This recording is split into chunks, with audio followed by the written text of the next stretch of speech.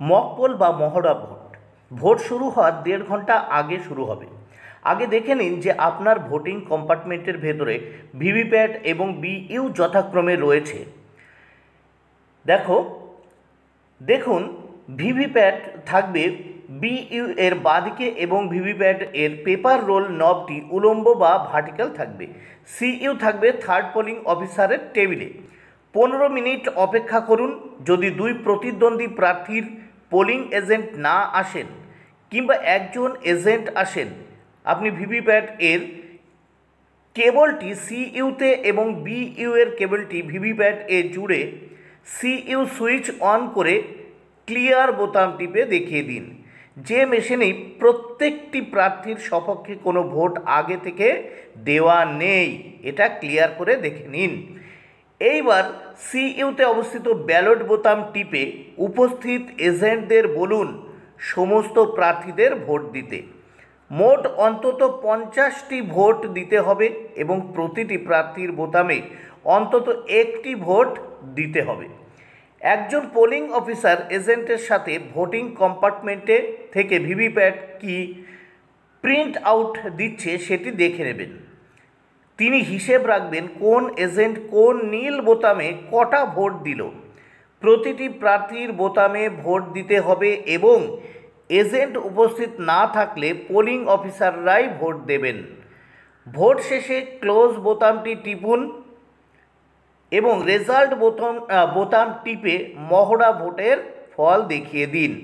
VVPAT এর paper slip গুনে দেখিয়ে দিন যে স্লিপ এবং সিইউ এর ফলাফলে কোনো তফাৎ নেই এবং প্রতিটি প্রার্থীর ক্ষেত্রেই সিইউ কাউন্টিং এর ফল আর তার ভিভিপ্যাট স্লিপের গণনা এক আছে।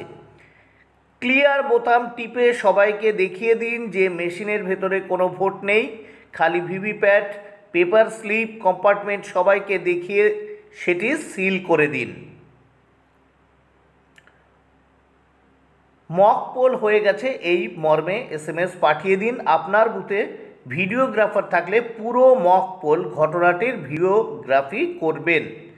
মক পোল বা মহড়া ভোটের স্লিপগুলির পিছনে ডিসি থেকে প্রদত্ত এবং 3 সেমি ইন্টু 1.5 সেমি মাপের rubber stamp mock poll slip করুন। মক পোল বা মহড়া ভোটের স্লিপগুলির পেছনে, এটা আবার বললাম, rubber stamp mock poll slip মারুন। স্লিপগুলি একটি নির্দিষ্ট কালো পুরু কাগজের খামের ভেতরে ঢুকিয়ে রাখুন। খামের বাইরে প্রিসাইডিং অফিসারের সিল মারুন। এই খামে প্রিসাইডিং অফিসার এবং এজেন্টরা সই করবেন। এই খামের বাইরে লেখা থাকবে যে বুথে আপনি ভোট নিতে এসেছেন সেটির নাম, নম্বর, বিধানসভা নির্বাচন কেন্দ্রের নাম, নম্বর, নির্বাচনের তারিখ।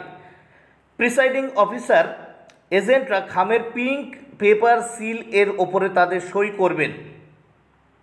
এবার গ্রিন পেপার সিল, সবুজ পেপার সিল লাগানো। সিইউ এর সুইচ অফ করে দিন, কেবলের সংযোগ বিচ্ছিন্ন করুন। Presiding officer green paper seal এর সিরিয়াল নম্বর কথাটির নিচে নিজের পূর্ণ স্বাক্ষর করবেন, এজেন্টদের সই করিয়ে নেবেন। রেজাল্ট সেকশনের ইনার ডোরে প্লাস্টিক ফ্রেমের ভিতর দিয়ে সিলটিকে এমনভাবে ঢুকিয়ে দিন যেন সেটি সবুজ দিকটি বাইরে থেকে দেখা যায়।